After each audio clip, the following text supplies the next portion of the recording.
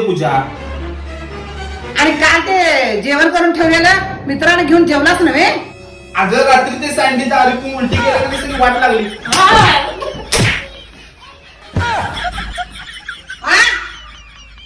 दारू उलट्या माझ्या घरात.